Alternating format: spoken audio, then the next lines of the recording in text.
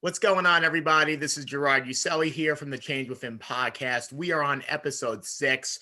Again, we have been doing a lot of collaborations, outreach, and really ensuring that our community is taking charge in embracing the changes that go on in their personal lives.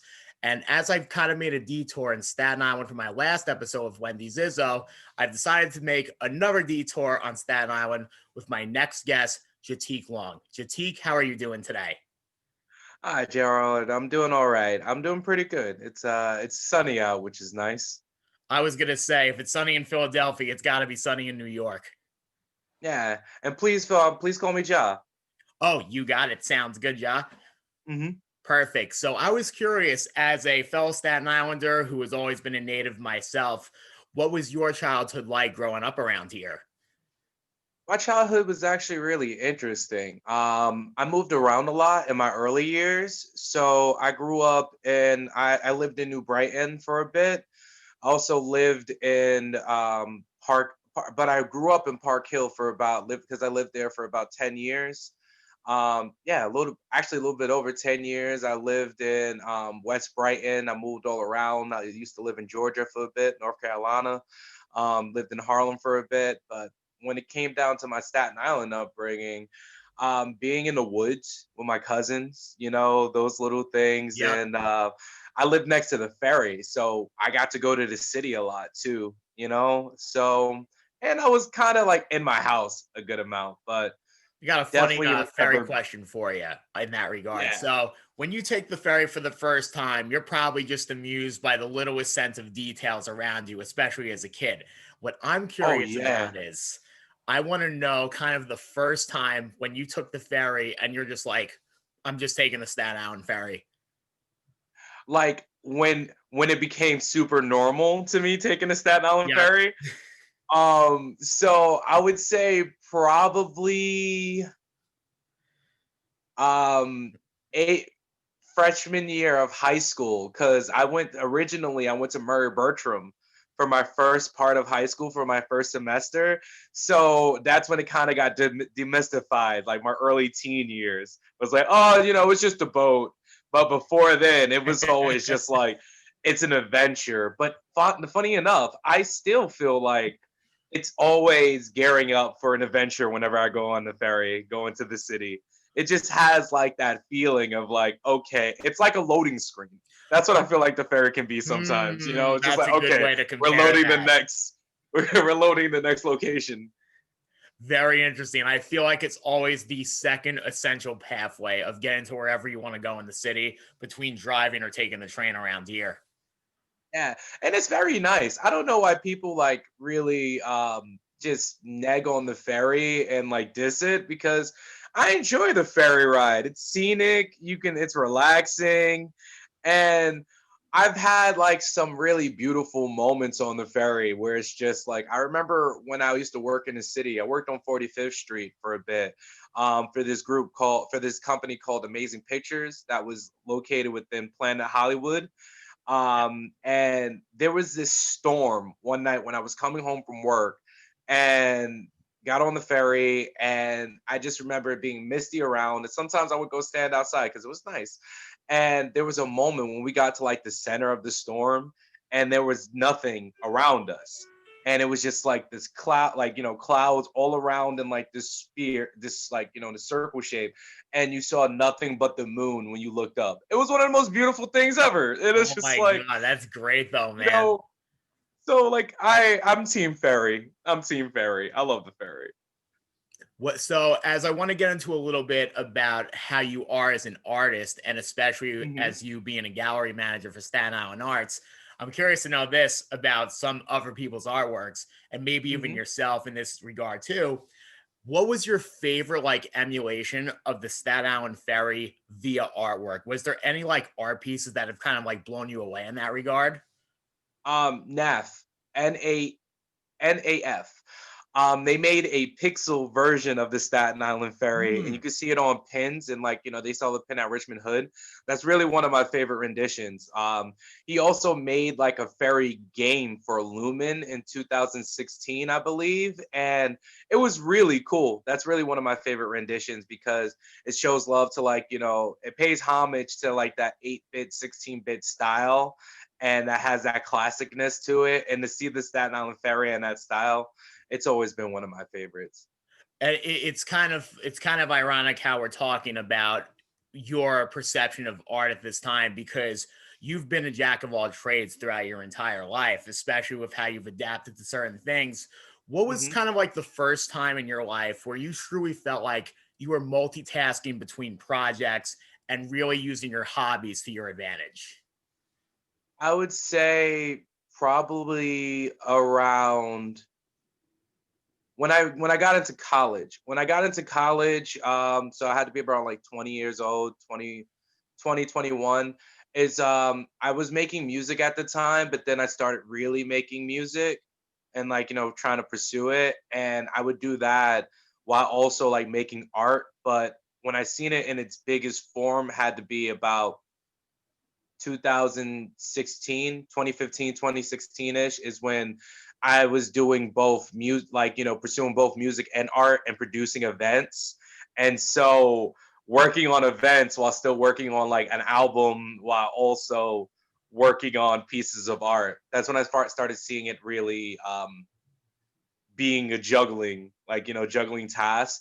And it's actually interesting because some people know me for like on the Staten Island sector and Staten Island scene, some people know me for like different things. Some people know me from just doing music. Some people know my art and my photography, but then other people don't. Some people don't know that I do both. There are people who do know the range of things that I do, but then there's also people who know me specifically for one thing, which is interesting. So I don't know. I guess it's multitasking done right. Well, I'll say it's done right because when you're making relationships with people, it does give you that extra opportunity to ensure that you do have the jack of all trades and you're able to showcase something within the Mhm. next couple times that you see them. Yeah, I agree. Absolutely. And just with that being said, for you working at Staten Island Mart, it's kind of to take it back a little bit in your childhood. What was kind of like your best experience going to a museum? Was there any artwork that particularly stood out to you when you were growing up? Um, I didn't go to too many museums when I was younger, actually. I remember like it was field trips was when I usually went to museums as a youth. What always stood out to me though was outside of that outside of that environment was cartoons. Cartoons are my favorite. I'm a huge fan of animation. Yes. Animation and graffiti, like that was really like, big for me. And when I started venturing out like, into art and budding more in like, kind of really exploring it when my like teenage years, graffiti really like, spoke to me in a way of looking at the walls, knowing who's who, learning about the history. And that was kind of really what struck out to me. Kind of to add to your point on this too. So, in the hip hop world, Slick Rick is known as somebody who has been very profound in his way of storytelling, and it's Hmm. connected to a Generation X where it's kind of upheld its traditions throughout time. For somebody like me, who's more of a millennial, and I just turned 30 last year, in this regard, MF Doom, when doing the all caps like Mad Villain, that sense of Hmm. storytelling by like its comic books, that always inspired me to kind of like narrate and tell a story within the shortest amount of time that you can. Yeah, I could definitely feel that. Like, and it was something special about Doom's persona and just secrecy that made it even more alluring. Like the skills was one thing, but to have mystery and like intertwined with his art was something that was just masterfully done. Like just to imagine when he was doing his shows, like just different people in his mask, just pulling off Yeah, shit that the no doom one can get away bots. with. It's brilliant. Like that's super dope, super villain stuff for sure. Yes, and kind of as we're on the music tip on this too.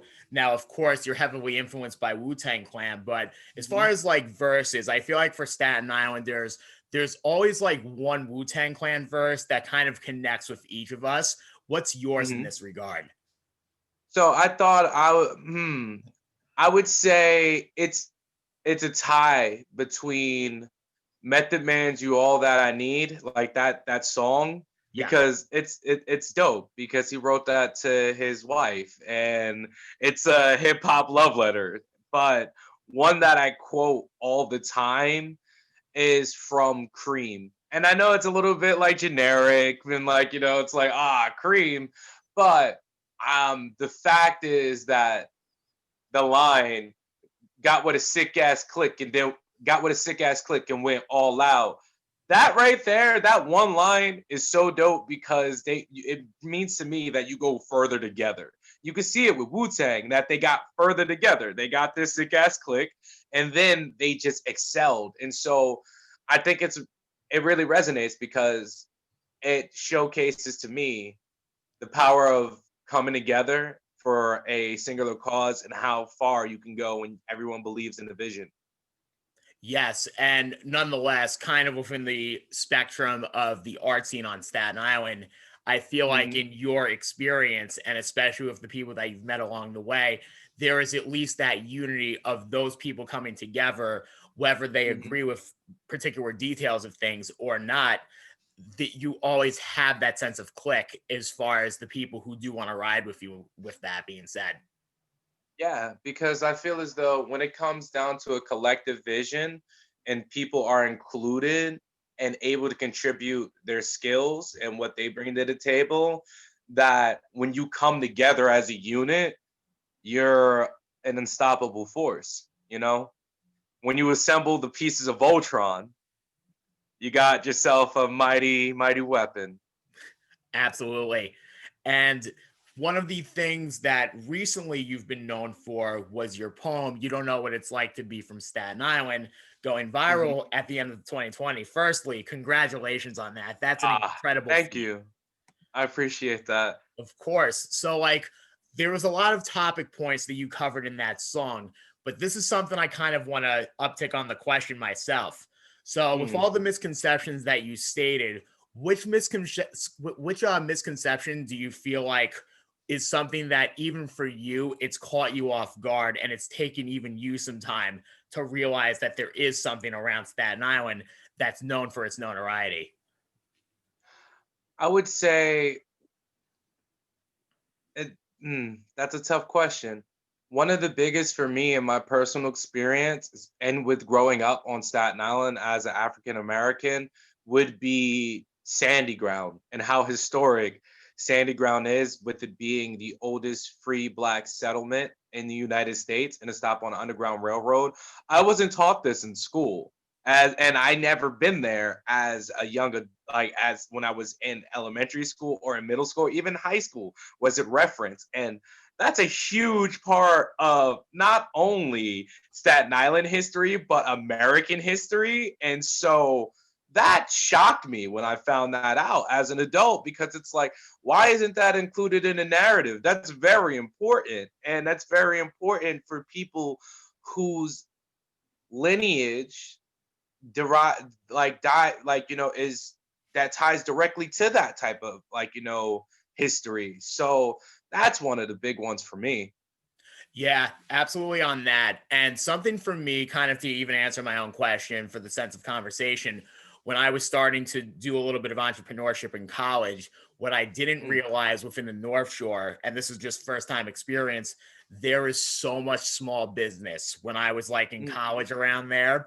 And it's just surprising, even within like even within like the 2000s, like 2009, 2010, that type of like spectrum of time, mhm. if you really wanted to do something, it was very easy to meet people around that Oh time. yeah, And just no most matter where they were definitely. from, Staten Island, Brooklyn, some people coming from Queens, and you don't even have to book them on tour. It was just ridiculous how many people you really met throughout your life. Mhm. So like you hit up a point about Lumen, and I actually used to intern at Snug Harbor myself. So Nice. it's kind of crazy because Lumen was the first big film festival that I've ever worked on as far as just growing up. So like how many Mhm. years were you at with Lumen with that? Well, I've only been to one Lumen, and that was in, I believe, 2016, when it was one of the last years of it at the Atlantic Salt Factory. And it was really dope. It was really cool to see how they activated the space. And you had people coming in from like not just all over the island, but all over the city. And it was strange, but it was cool, strange. And so it was really cool to see art and like, installations in that kind of capacity. Absolutely. And what do you think is the strongest aspect of our art community, and what do you think needs the biggest improvement? I think the strongest aspect of our art community is that s- sometimes Staten Island does operate with a small town vibe, which can be an asset and a detriment. So when it comes down to the art community, it's easy to it's people artists sometimes are the people who are on the outskirts. So artists get to along easier with artists here. And I feel like people come together and want to support each other. And I think that it's a very supportive community, the arts community here, highly talented, and that people can it's not you can get to know the different people, what they're doing, um in a hometowny way, if that makes any sense. Yeah. In a way where it's like, oh yeah, that's Johnny up the street. He plays guitar in this band. You got to check out his stuff. And it's like, oh yeah, my friend was telling me, like, so I think that's like something that is a strength. I think that um our isolation makes people create their own sounds at the same time, from our I'm talking about like geography wise. So I think that's a strength. I think our strength is that there are there's a lot of different sounds that are being produced here, and that it's not being created in the void. That there's great punk music, there's great hip hop, there's great pop, there's great instrumental bands. And I think that originality is a strength. What I think we need to improve on is that sometimes there's a lack of feedback for us to go further together. There's a lack of venues, so that really does us a disadvantage, as not only an arts and culture community, but as like the greater landscape of a community. And I feel as though is also from that, what the last thing I spoke about, it creates a crabs in a bucket mentality. And I think that's one of the most dangerous things that is a part of our scene, is that because there's a lack of resources at times, it can be seen as a lack of opportunity, which like, can make sense, but it also makes it a little bit competitive. And so people kind of get like at times get this crabs in a bucket mentality of like, oh, I have to win, or like, and I don't want to see you win. And it's not everybody, but it's something that noticed. And part of that I feel like is contributed because we don't have too many venues.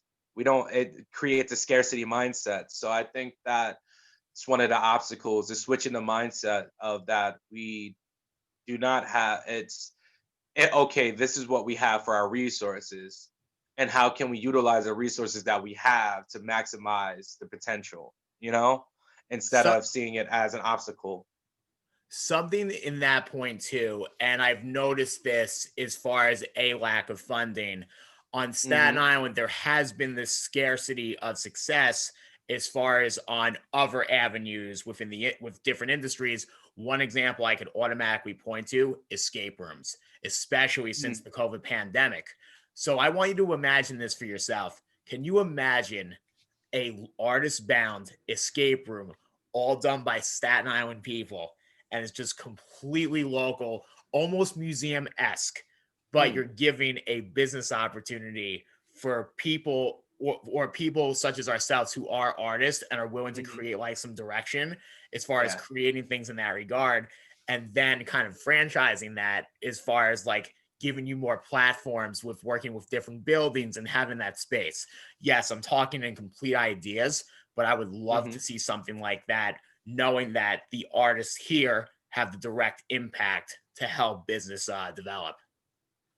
Yeah, that would be really dope. I actually think that part of the conversation is Staten Island. I love Staten Island. Also, some people in Staten Island are living in like the 70s for like certain things. And it's like, and I say that because some of the relationships that need to be built in 2021 and not in a old school mindset.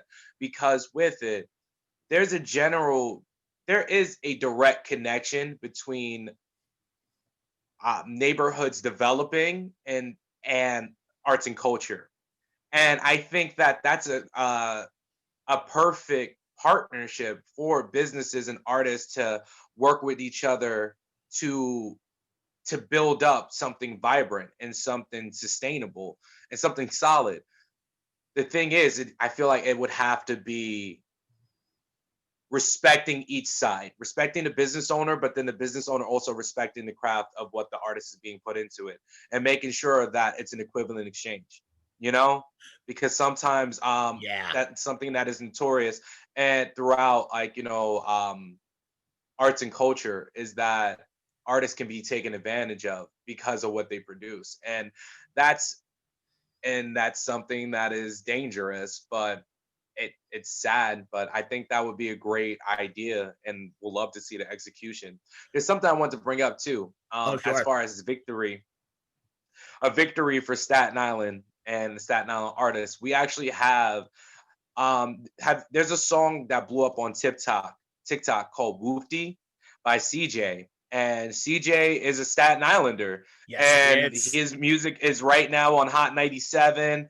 It's like it was like number one on Apple Music I've been in the addicted to hip blue hop cheese ever section. since. Yeah, addicted to blue cheese, you know. Yeah, talk about the 42 out here, talk about the bus. And the thing is that like I think part of it is also us celebrating the people who are from here that are currently making strides, and whatever the industry may be. So I, I'm excited to see somebody who from our neighborhood on like, in music and making a wave. So you know the platform Genius by any chance, and they do a very Oh, good of job with course. I'm a this. huge fan. I'm a huge fan of Genius. So as you've probably taken notice with legendary artists like Twista and people from the Hmm. 90s, they start to kind of like take a shout out and sense of mentorship to new artists that are emerging.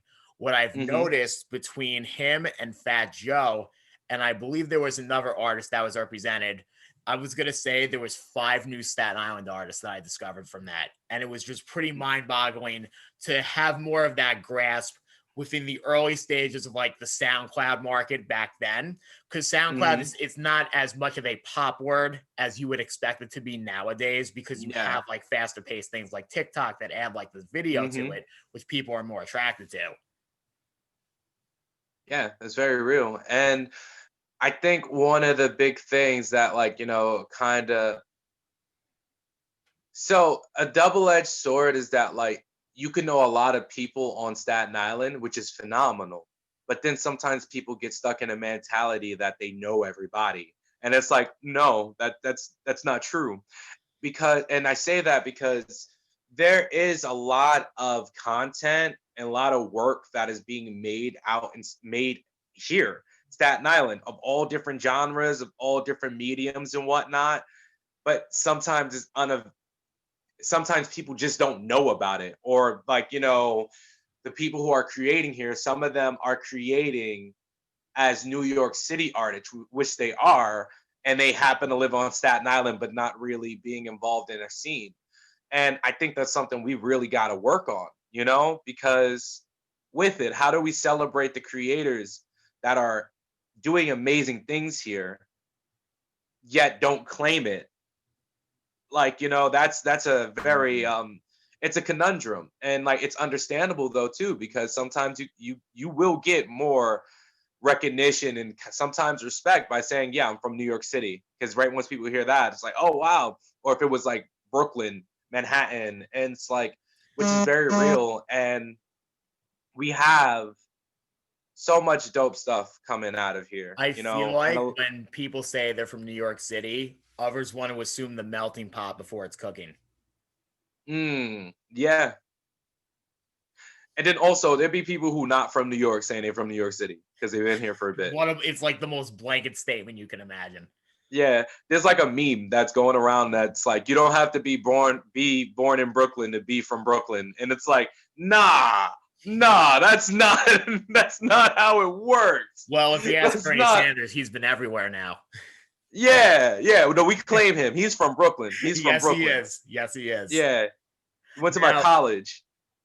isn't that crazy though? I feel like a lot of people share that experience with him, especially from Yeah. like his mentality and him going to college versus others in that regard too. Hmm. So So you were saying? we've talked a lot about art, impact, influence, and collaboration. What do you like think about your legacy? And if you do, what's the imprint you want to lead on for your future?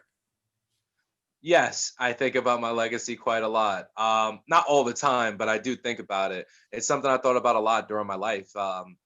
Besides me and my mother, I'm the only person. Me and my mother are the only people with my last name in our family. So I always think about like, so I always thought about that growing up. And it's like, what do I want to leave the world? I want to leave the world a better place than when I found it, inspire people, and support and uplifting communities and leaving actionable items and actionable steps that people can do to make success for themselves and also to inspire the next generation. And like I'd always thought about like, if God forbid something was to happen, would I be satisfied with what I put into my life? And I think back to it, and it's like, yeah, because I tried my hardest. I know that, like, I was able to do my best for me and also to inspire other people. And so I would want whatever happens after me with my legacy to inspire the people who come after me. Well, that's a very profound way of putting it as you're on your track way of getting to that point because there's always steps that you're building for yourself where where you could probably even admit that you've evolved it over time as well. Oh yeah, we go further together too, and it's not for things that I really want to do in my life and the things that I've been working towards. It's not just me, it's us, and like how we can go further because what keeps me on Staten Island is Staten Island. I want to see Staten Island get way more W's. We got the biggest W in all music culture, so it's time to translate that into other parts of our quality of life. So want to see Staten Island win some more. And the people keep me here, and knowing that there's still some more work that I feel gets to be done, and I feel like I can support in that work. So it's what keeps me here. Absolutely. Well, this is a winning episode to say the least. And for the Change of Film podcast, you can follow us on Anchor, Instagram, Facebook, and YouTube. Ja, thank you so much for joining the podcast today. Wishing you Thank all the you. best. Have a great day. Likewise.